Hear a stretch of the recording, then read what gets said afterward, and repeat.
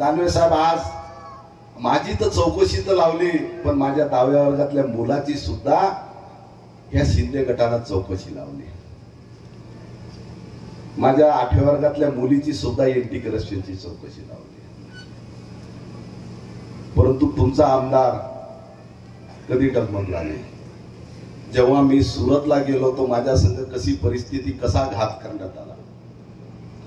ज्यावेळेस पक्षांतर झालं, ज्यावेळेस महाराष्ट्रात गद्दारी झाली, त्यावेळेस मला सुरतला कसं नेण्यात आलं होतं आणि कशा पद्धतीनं मला इंजेक्शन देण्यात आले होते आणि टीव्हीवर बातमी फैलवण्यात आली होती की आमदार नितीन देशमुखला हृदयविकाराचा झटका आला. मला तर कोणता झटका आला नव्हता. मग यांना असं बातमी फैलवून कोणता तुमच्या आमदाराचा घातपात तर करायचा नव्हता. एका भारतीय जनता पार्टीच्या आमदारांनी ट्रेनमध्ये, साहेब आमचे पदाधिकारी येत होते, इथं बसलेले आहेत,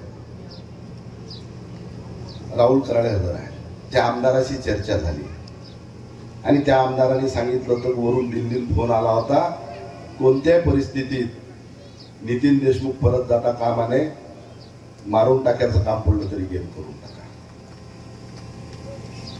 टीव्हीवर बातमी फैलवण्यात आली, हृदयविकाराचा झटका आला, वरून फोन येते, ऐकत नसेल तर गेम करून टाका. हे कोण सांगते? हे भारतीय जनता पार्टीचा एक आमदार आपल्या कार्यकर्त्याला ट्रेन मध्ये एका वर्षानंतर सांगते. मी नाही म्हणत. परंतु हा छत्रपती शिवाजी महाराजांचा मावळा, उद्धव साहेबांचा मावळा, सर कटा सकते लेकिन सर झुका सकते नाही. आणि हे गद्दार शिवसेना कुठं दिसणार नाही. खऱ्या अर्थानं माझं जेव्हा विजय हा आपला निश्चित आहे, पण माझं जेव्हा समाधान होईल की शिंदे गटाचं ह्या मतदारसंघात जेव्हा डिपॉझिट जाईल तेव्हा माझं समाधान होईल. कारण की अनेक तुमच्या आमदाराला पराभूत करण्यासाठी प्रयत्न चालू नाही, कट कारस्थान चालू आहे.